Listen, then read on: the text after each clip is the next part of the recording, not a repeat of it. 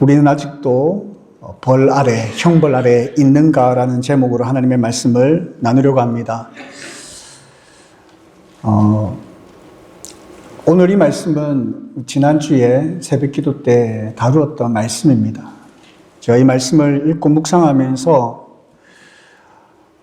제가 원래 경험했던, 깨달았던, 전하고 싶었던 메시지가 있었습니다.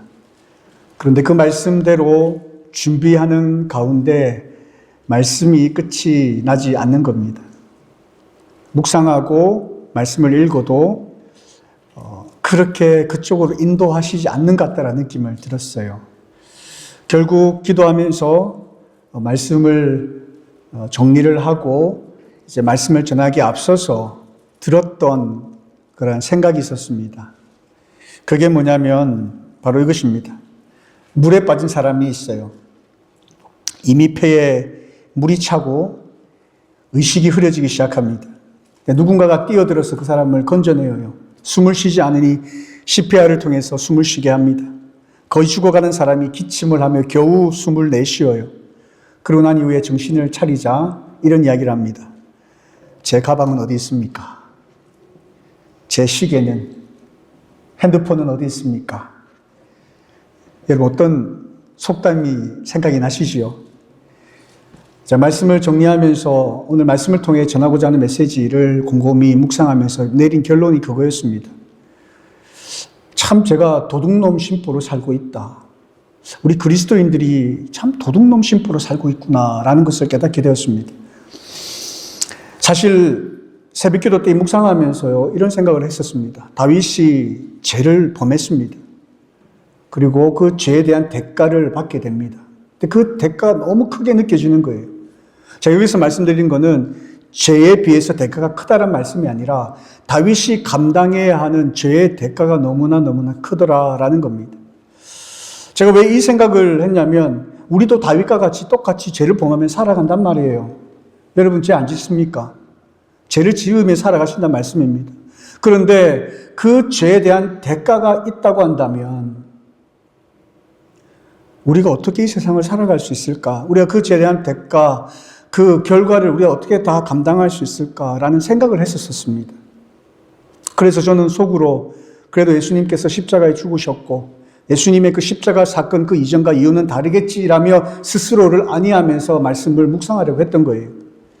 제가 내린 결론은 뭐냐면 죄의 심각성보다도 죄의 결과에 대한 대가, 내가 하나님 앞에 범죄함으로써 나타날 수 있는 주어지는 그 결과적인 부분에서 더 관심을 가지고 있더라라는 거예요. 왜냐하면 고통스러울 테니까. 내가 죄를 범해도 용서해 주시니까. 죄의 대가도 용서해 주시겠지라며 안위했던 그렇게 살아가고 있는 저의 모습과 또 오늘날 그리스도인들의 모습이 그러하지 않는가라는 생각을 하게 되었습니다.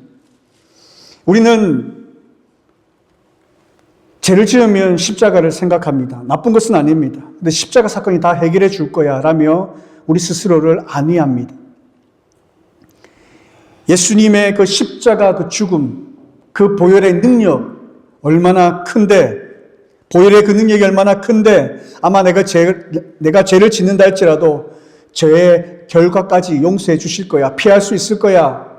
그렇게 우리는 생각하며 죄의 심각성에 대해서 생각지 않고 살아갈 때가 너무나 많다라는 거예요. 그런데 본문을 묵상하면 묵상할수록 또 하나님 앞에 기도하면 기도할수록 불편해지기 시작했습니다.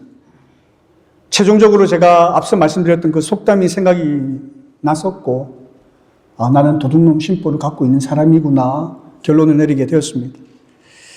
우리가 바로 물에 빠진 사람들입니다. 하나님께 건짐을 받았습니다. 그런데 우리는 그것으로 만족하지 않고 있습니다. 우리는 하나님으로부터 형벌을 면제받은 것만으로도 우리는 정말 감사해야 되는데 우리의 죄의 결과로 우리가 마땅히 받아들여야 하는 그 결과까지, 대가까지 하나님께 지워달라고 요구합니다. 하나님의 사랑을 우리는 크게 오해하고 있는 것 같아요. 하나님의 사랑을 잘못 이해하면서 우리는 죄를 너무나 가볍게 생각하며 살아가고 있는 것 같다라는 말씀입니다. 저는 오늘 본문을 통해서 여러분과 함께 세 가지의 메시지를 나누고 싶습니다. 그 첫 번째는 죄가 결코 가볍지 않다라는 말씀입니다. 나단은 다윗에게 당신이 바로 그 사람이다 라고 그렇게 말씀합니다. 왕이 잘못했습니다 라고 그렇게 말씀을 하는데요. 단순히 다윗의 죄를 잘못했다라고 규정하는 것이 아니라 어찌하여 당신이 여호와의 말씀을 없인 여겼습니까? 라고 규정하고 있는 사실에 우리는 주목해야 합니다. 오늘 본문의 핵심은요, 다윗이 무슨 죄를 범했는지가 아닙니다. 그가 간음을 했느냐, 아니면 살인을 저질렀느냐, 아니에요. 죄의 그 규모를 따지고 있는 것이 아닙니다. 죄의 본질을 이야기하고 있습니다. 죄의 본질은 뭐냐면 하나님의 말씀을 없인 여긴 것이다라고 이야기하고 있습니다.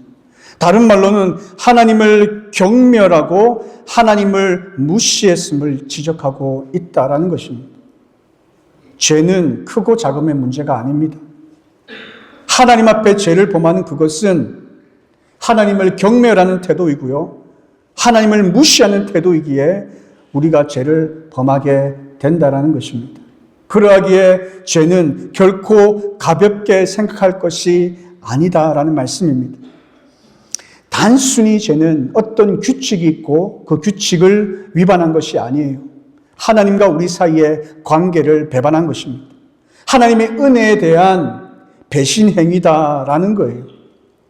여러분, 우리 선악과를 잘 아시죠? 여러분 한번 생각해 보십시오. 선악과를 따먹는 게 뭐가 그렇게 잘못됐습니까? 무엇이 그렇게 잘못되었길래 에덴 동산에서 쫓겨갑니까? 왜 아담의 이후로 사람들이 죄의 고통 속에 죄의 종로를 타며 살아갑니까? 선악과 따먹은 게 뭐가 그렇게 잘못됐다고요? 단순히 그것은 선악과를 따먹은 행동, 그것을 의미하는 게 아닙니다. 하나님과의 관계, 하나님과의 언약적인 그 관계를 깨뜨린 거예요. 부정한 거예요. 하나님을 경멸한 거예요. 하나님을 배신한 거예요. 하나님의 말씀을 순종하지 않는 것, 불순종이 바로 그것을 의미하는 겁니다. 그것이 죄예요. 그래서 우리가 짓는 모든 죄는요, 하나님을 대상으로 하는 겁니다. 우리가 하나님을 경외치 아니하고 하나님을 경멸하기 때문에 우리가 죄를 범하는 것입니다.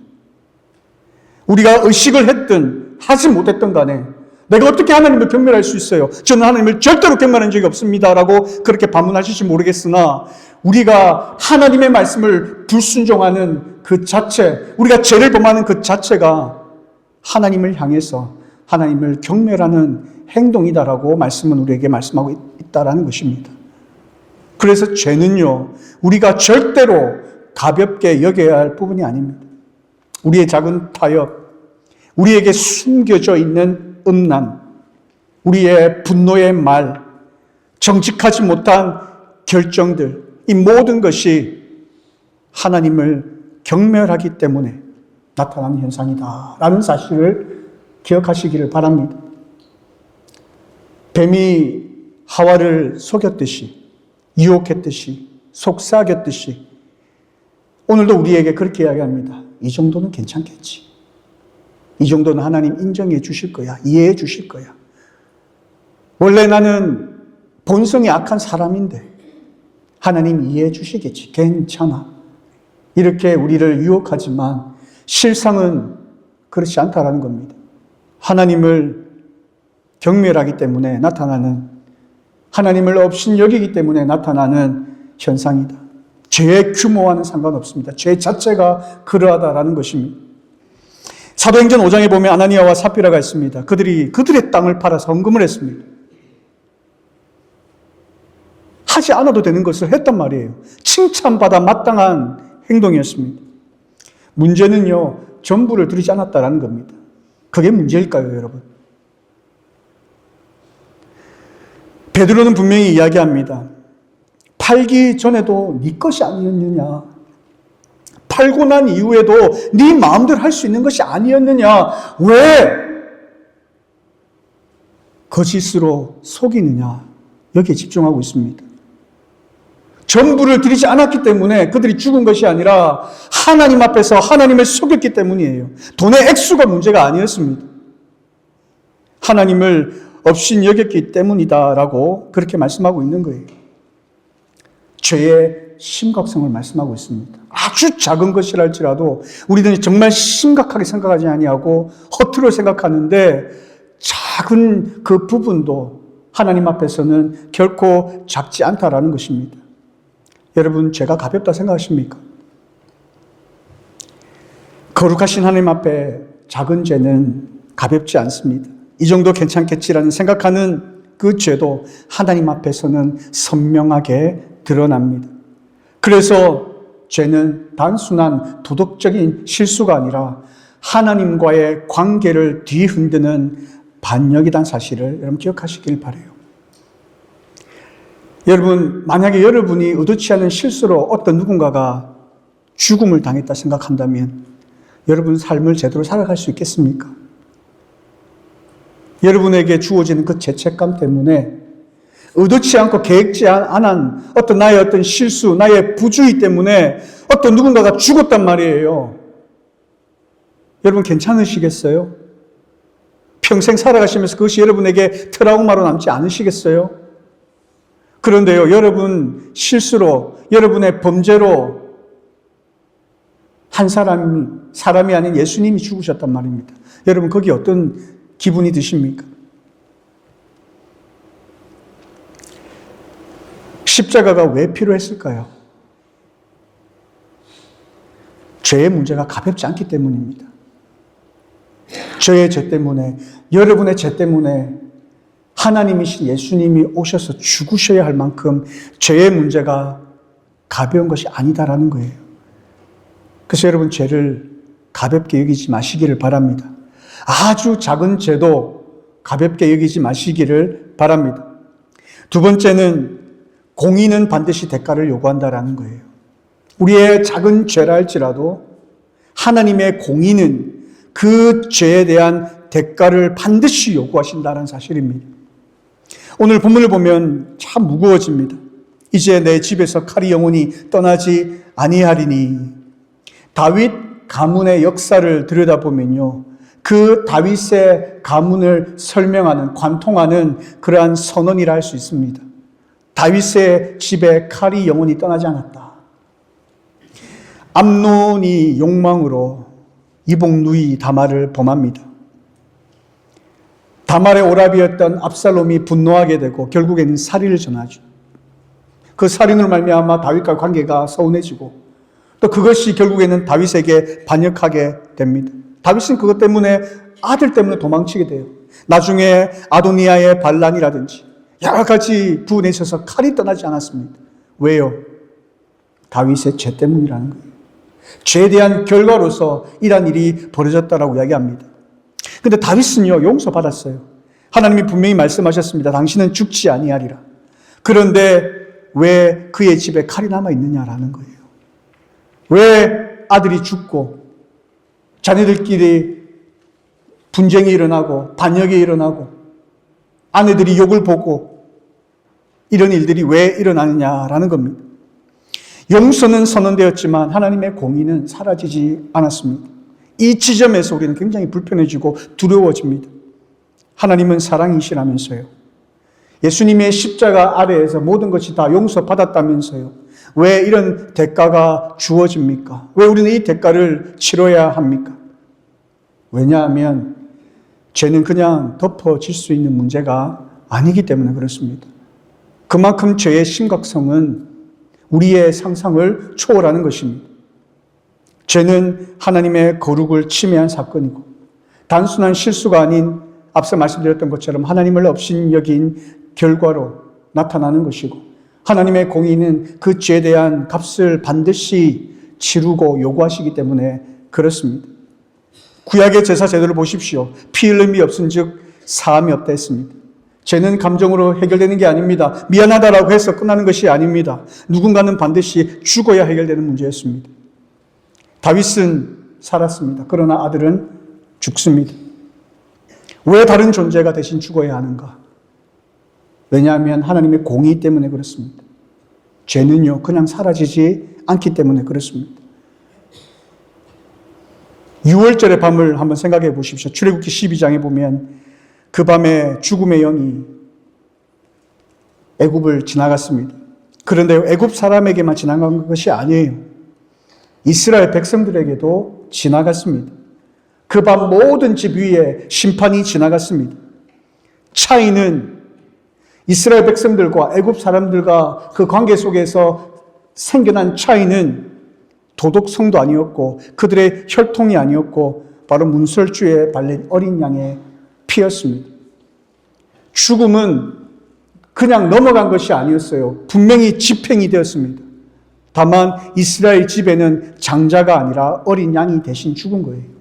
어린 양이 대신 그 죽음의 값을 치루었다라는 겁니다. 공의가 취소된 게 아니에요. 용서된 게 아니에요. 그냥 넘어간 게 아니라는 말씀입니다.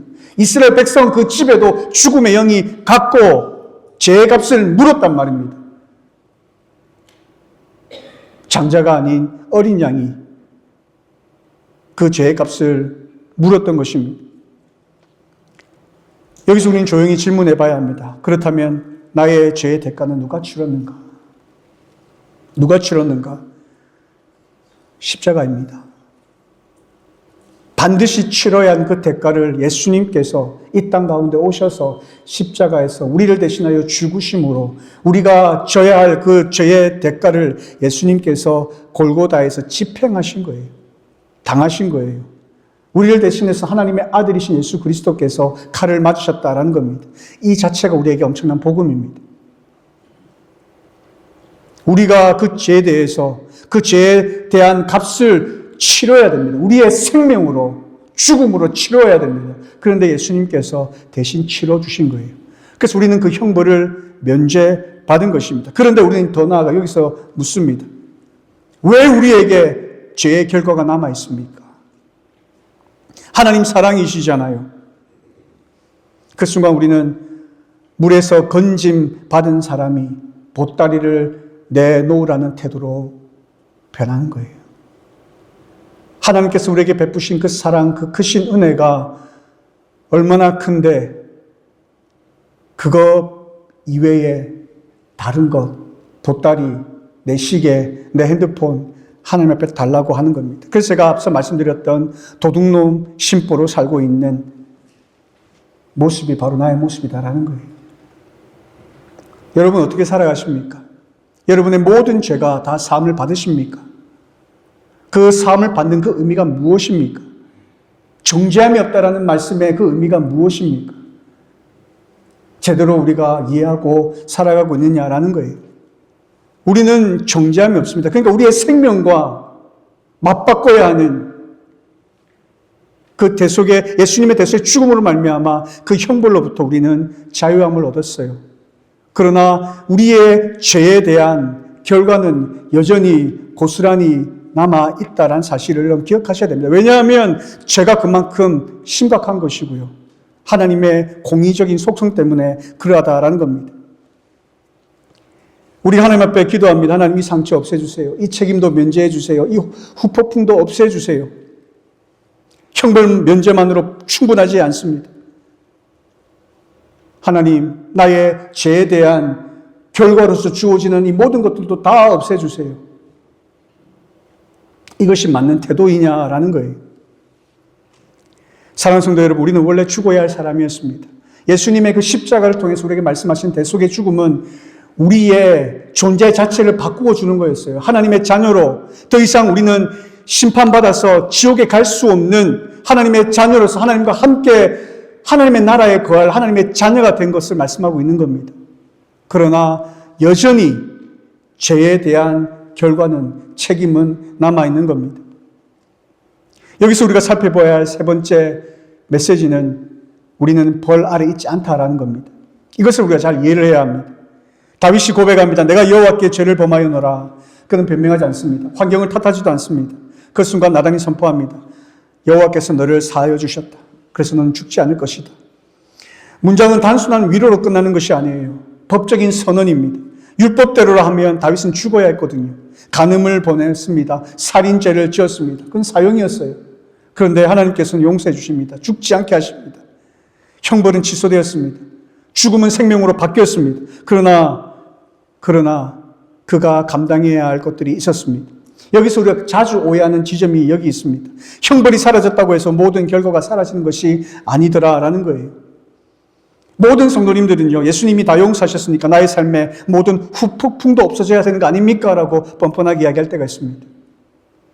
내가 지은 모든 죄에 대한 책임도 회피하려 한다라는 거예요. 그러나 본문은 분명히 말합니다. 다윗은 죽지 않았습니다.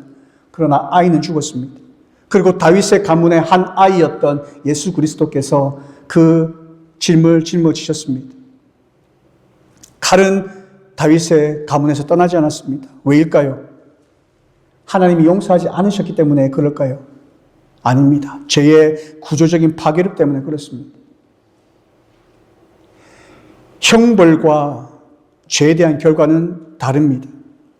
형벌은 하나님의 공의에 대한 법적인 집행이라고 한다고 한다면 이것은 십자가에서 해결되었습니다. 끝났습니다. 하나님께서 예수 그리스도를 보내주셔서 이 형벌에 대해서 모든 짐을 지셨습니다. 그러나 우리의 죄에 대한 결과는 현실입니다. 우리의 선택으로 만들어진 우리가 감내해야 되는 현실이다라는 거예요. 우리의 죄로 인해서 나타난 결과가 바로 깨어진 신뢰를 할 수 있겠죠. 무너진 관계를 할 수 있겠죠. 상처받은 사람들이라 할 수 있겠죠. 이처럼 우리의 죄로 인해서 나타난 결과들이 있다라는 것입니다. 죄의 대가는 절대 사라지지 않습니다. 자동적으로 사라지는 것이 아닙니다. 그렇다면 그것은 무엇입니까? 하나님의 잔여 심판입니까? 그것도 아니다라는 거예요. 그럼 우리는 어떻게 해석해야 됩니까? 어떻게 이해해야 됩니까? 히브리서 12장에 보면 이런 말씀이 있습니다. 주께서 그 사랑하신 자를 징계하시고, 여기서 중요한 차이가 있어요. 형벌은요, 죄인이 어떠한 죄를 범했을 때에 그 죄에 대해 내리는 심판입니다. 우리는 이 형벌을 면제받았다라는 거예요. 그러나 여전히 징계는 남아 있습니다. 그 징계는 뭐냐면 아들에게 주는 훈련입니다. 다윗은 형벌 아래 있지 않았습니다. 그러나 징계 안에 있었습니다. 그의 칼의 시간 속에서 그는 교만이 부서졌고 왕으로서의 자아가 무너졌습니다. 시편 51편과 같은 눈물의 기도가 탄생하게 됩니다. 여러분, 징계는 하나님께서 버리시는 증거로 나타난 것이 아니라 하나님의 사랑으로 나타나는 것입니다. 하나님은 다윗을 멸망시키지 않으셨어요. 그러나 그를 다듬어 가셨습니다. 우리도 마찬가지입니다. 우리는 더 이상 형벌 아래 있지 않습니다. 예수 그리스도 십자가로 모든 것이 해결되었습니다. 정죄 아래 있지 않다라는 거예요. 그러나 로마서 8장 1절에 그리스도 예수 안에 있는 자에게는 결코 정죄함이 없나니, 이 말씀은 우리에게 더 이상 우리의 구원에 관련된 그 부분에서 말씀하시는 말씀이지, 하나님의 자녀로서 훈련을 받을 수 있는, 하나님의 징계로부터 면제받는다는 그 말씀이 아니다라는 말씀을 우리는 기억해야 합니다. 우리는 우리의 실수, 우리의 잘못, 우리의 범죄로 인하여서 그에 대한 대가가 있습니다. 다른 점은 무엇이냐면 그것이 우리로 하여금 우리의 잘못과 우리의 죄로 인한 정죄의 의미, 죄에 대해서 우리가 값을 치러야 하는 의미로서 우리에게 다가오는 것이 아니라 그것을 통하여 하나님께 더 가까이 갈 수 있는 징계의 의미로 하나님께서 사용하시더라. 이 또한 은혜다라는 말씀을 드리고 싶습니다. 형벌은 끝났습니다. 그러나 우리는 그 징계로 인하여 성숙하게 되어지는 겁니다. 십자가는 우리를 심판에서 건져내셨습니다. 그러나 그 징계를 통하여 우리를 자라가게 하십니다. 하나님과의 관계를 회복시키십니다. 우리를 더 성숙하게 하시는 것입니다. 그래서 우리는 하나님 앞에 기도할 때에 하나님, 예수 그리스도의 십자가로 인하여 형벌을 벗어나게, 면제하게 해주신 것에 대하여 감사하고, 그러나 그럼에도 불구하고 나의 죄로 인하여서, 나의 실수로 인하여서 남겨진 결과 앞에서는 나를 다듬어 가시는 하나님의 사랑을 신뢰함으로, 감사함으로 나아가야 된다라는 것입니다. 우리는 그러한 벌 아래 있는 사람들이 아닙니다. 우리는 은혜 아래 있는 사람들입니다. 그리고 은혜 아래 있는 사람들은 그 징계 속에서도 하나님의 사랑을 보게 되는 것입니다. 나의 죄를 깨닫고 하나님 앞에 용서함을 받고 또 하나님께서 허락하시는 훈련하시는 그 징계의 관계 속에서 그 과정 속에서 철저히 내 자신을 바라보고 하나님 앞에 다시 엎드려지고 그 가운데서 겸손을 배우고 하나님의 자녀로서 세워져가는 그런 과정이 우리에게 있다라는 것입니다. 그러한 과정을 통하여 우리가 더욱더 하나님을 경외하게 되어진다라는 거예요. 막연히 예수님께서 우리를 위하여 십자가에 죽으셨고 그 십자가의 대속의 죽음이 나의 모든 죄를 사해 주시는데 더 나아가 우리의 죄의 결과까지 다 용서해 주시는 분이라고 생각하는 그 생각이 우리로 하여금 죄에 대하여 안일하게 만들었고 죄의 심각성에 대해서 생각지 않게 만들었고 오히려 이 정도는 괜찮겠다. 이 정도는 괜찮아. 하나님은 이해해 주실 거라 생각하며 마음대로 살아왔지만 그것이 결국에는 악한 영이 우리로 하여금 하나님과 관계를 멀어뜨리게 했던 속삭임이었던 것을 오늘 말씀으로 깨닫기를 간절히 소망합니다. 우리는요, 죄를 안 지으려고 해도 안 지을 수 없는 사람들입니다. 그 사실을 우리는 인정합니다. 인정해야 합니다. 그러나 죄에 대한 결과는 반드시 있다는 사실을 여러분 기억하시면서 우리 하나님 앞에 범죄할 때에 우리의 삶을, 우리의 생각을, 우리의 말을, 우리의 행동을 다시 한 번 더 생각하시기를 바랍니다. 하나님께서 어떠한 모습으로 우리에게 징계하실지 모릅니다. 죄가 그만큼 가볍지 않다는 사실을 여러분 깨달으셔야 된다는 사실을 말씀드립니다. 사랑하는 성도 여러분, 오늘 말씀을 맺으려 합니다. 우리는 죽어야 할 사람이었습니다. 그런데 예수님께서 살려주셨습니다. 이것이 우리에게 복음입니다. 그런데 우리는 더한 것을 요구합니다. 나의 죄책감까지도 하나님 용서해달라고. 내가 잘못을 범하여서 사람과 사람 사이에 관계를 깨뜨리고 사회에서, 나라에서, 국가에서 세워진 제도를 깨뜨렸음에도 불구하고 그것조차도 내가 용서받으려 하는 나의 도둔보, 시인보와 같은 그런 모습으로 우리는 살아가고 있지는 않는가? 내가 져야 할 책임은 회피하면서 그냥 예수님이 나를 위하여 십자가에 죽으셨고 우리가 하나님 앞에 회개하면 하나님 다 용서해 주신대, 다 해결해 주신다라고 생각하면서 우리 마음대로 살아왔던 삶을 살아왔다고 한다면 오늘 이 말씀을 통해서 하나님께서 우리에게 주시는 준엄한 경고를 들으시는 시간 되어지기를 간절히 소망합니다. 그리스도인은 달라야 합니다. 하나님의 백성이라고 한다면 달라야 합니다. 이 세상의 사람들이 생각하는 그들이 정해놓은 도덕적인 선이 있다고 한다면 우리의 그 도덕적인 선은 더 높아야 되고 더 달라져야 합니다. 왜냐하면 하나님의 백성이기 때문에 그렇습니다. 하나님이 우리의 주인 되시기 때문에 그렇습니다. 그래서 우리의 하는 행동 하나하나, 말 하나하나 하나님 앞에서 하십시오. 하나님 앞에서 행동하십시오. 나의 이러한 실수 하나하나가 하나님을 업신 여기는 것은 아닌가. 우리 스스로를 돌이키며 바라보며 살아가는 저와 여러분의 삶이 되시기를 바랍니다. 예수님의 그 십자가의 대속의 죽음이 우리를 대담하게 만들고 이런 죄를 지어도 된다라고 우리에게 명분을 주는 사건으로 여기지 마시고 오히려 그 사건이 나의 스스로를 더 겸손하게 만들고 하나님 앞에서 더 철저하게 세워가는 하나님의 그 사랑으로 바라보는 저와 여러분의 삶이 되시기를 바랍니다. 이 시간 함께 기도했으면 좋겠습니다. 여러분, 우리가 가는 그 길은 결코 넓은 길이 아닙니다. 좁은 길입니다. 하나님의 백성들이 이 세상을 살아가면서 해야 할 일들은 쉬운 길이 아닙니다. 쉬운 일이 아닙니다. 우리 하나님의 말씀 앞에서 우리의 스스로를 돌아보고 세상과 다른 하나님의 자녀를 합당한 삶을 살아가야 합니다. 그런데요, 세상과 전혀 다를 바 없는 삶을 살아가는 그 이유가 무엇일까? 우리의 죄의 문제, 죄를 향한 우리의 관점이 잘못되었기 때문이 아닌가 생각합니다. 예수님께서 십자가에 죽으신 그 대속의 죽음은 더 이상 우리에게 정잠이 없는 우리에게 복음과도 같은 말씀입니다. 그런데 그 복음이 우리에게 너무 이상하게, 너무 이기적으로 적용되어집니다. 우리가 짓는 모든 죄가 이제는 그 그리스도의 십자가 아래에서 다 해결받는다라는 우리의 죄 지음이 명분이 되어지는 이상한 복음으로 바뀌어져 가고 있는 이 시대를 우리는 살아가고 있습니다. 성경은 그렇게 이야기하고 있지 않습니다. 우리가 하나님과의 관계 속에서 끊어졌던 그 언약의 관계가 예수 그리스도의 십자가로 말미암아 이제 다시 하나님의 자녀로서의 언약이 회복된 것을 말씀하고 있습니다. 그러나 죄에 대한 결과는, 죄에 대한 그 대가는 반드시 우리에게 주어집니다. 그게 우리의 관계 속에서 깨어짐으로 나타날 수 있고요, 다양한 어떤 모습으로 우리에게 나타날 수 있습니다. 그러나 그것조차도 하나님께서는 우리를 벌하시기 위해 주시는 것이 아니라 우리를 훈육하시기 위한 징계의 의미로 주셔서 하나님과 우리의 관계를 회복시키려 하시는 그런 관계 속에서 하나님께서 우리를 이끌어 가십니다. 그런데 우리는 어떻게 생각하고 있습니까? 그 하나님의 사랑을 우리는 변질시켜가고 있지는 않습니까? 오히려 우리가 죄를 범하면서도 그것이 당연하다고, 나는 죄인이기 때문에 내가 죄를 짓는 것은 당연하다 생각하며 죄를 가볍게 여기며 살아가고 있지는 않으십니까? 오늘 하나님께서 우리에게 말씀해 주시는 것은 작은 죄도 하나님께서는 하나님의 공의로 바라보신다 말씀하십니다.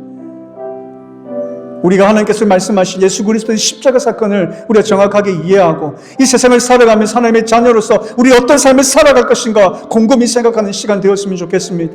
우리는 이 세상을 살아가면서 또 죄를 범하게 될 것입니다. 왜냐하면 우리는 그런 사람이기 때문에 그렇습니다.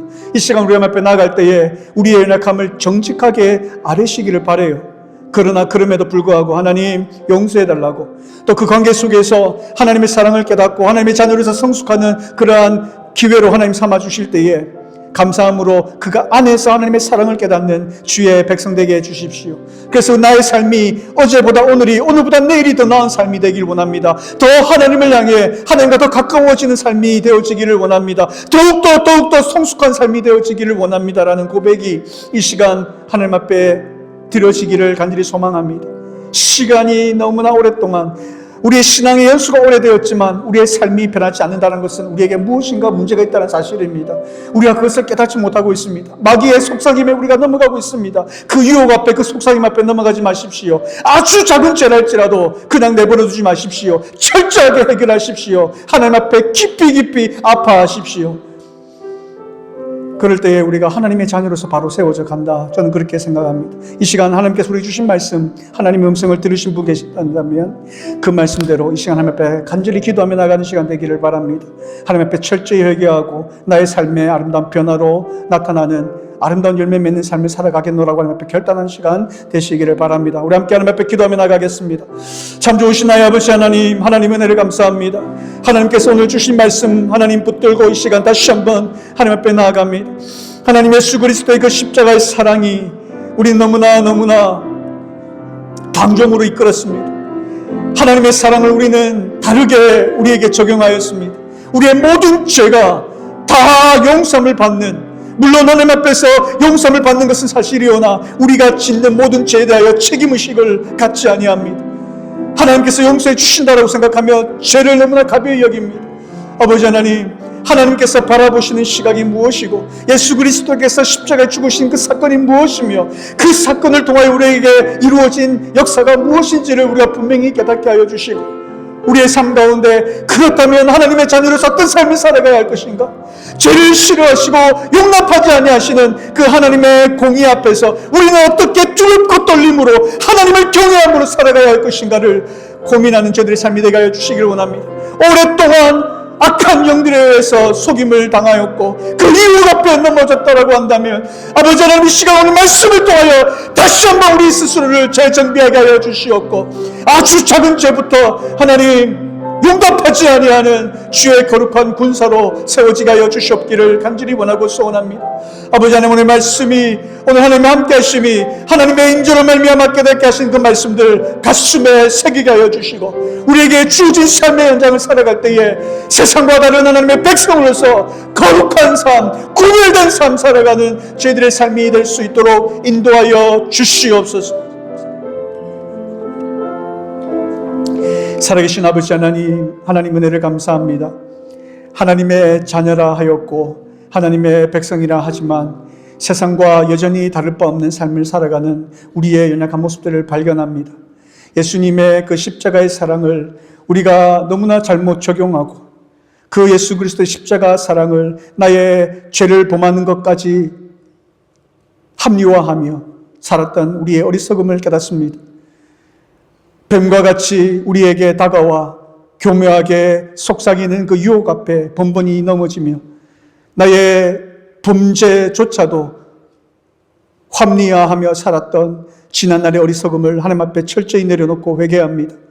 아버지 하나님, 우리의 연약함과 우리의 악한 본성이 어쩔 수 없이 우리를 죄악의 길로 인도하기도 하고, 우리 스스로가 너무나 죄를 범하는 것을 좋아하기에 죄를 범하며 살아가는 인생이지만, 그때마다 우리 하나님 앞에 철저히 회개하며 죄에 대하여 같이 아파하며 허투루 여기지 아니하며 심각하게 바라보며 하나님 앞에 엎드려 기도하며, 하나님 나를 좀 살려달라고, 우리를 좀 살려달라고, 하나님 앞에 죄 짓지 아니하며 살아가는 주의 거룩한 군사들로 세워달라고, 끊임없이 하나님과의 관계 속에서 아름다운 관계를 형성해 나가는 저희들의 삶이 되게 하여 주시기를 원합니다. 하나님과 함께 더불어 살아가는 그 삶의 현장 속에서 하나님과 함께 살아가며 이 세상 가운데 영적 전쟁 가운데 승리하며 살아감으로 주어진 그 기쁨이 무엇인지를 경험하며 맛보아 알아가는 저희들의 삶이 되게 하시고, 부족하지만 그러나 어제보다 오늘이 더 나은, 오늘보다 내일이 더 나은 하나님의 군사로 세워져 가는 저희들의 삶이 될 수 있도록 인도하여 주시고 이끌어 주시옵소서. 하나님, 이 시간 우리가 하나님 앞에 결단하며 나아가는 주의 거룩한 백성들이 있습니다. 그 결단대로 살아갈 수 있도록 하나님 함께 하시고 지키시고 보호하여 주시고 역사하여 주시옵소서. 감사드리며 살아계신 예수님의 이름으로 기도드리옵나이다. 아멘.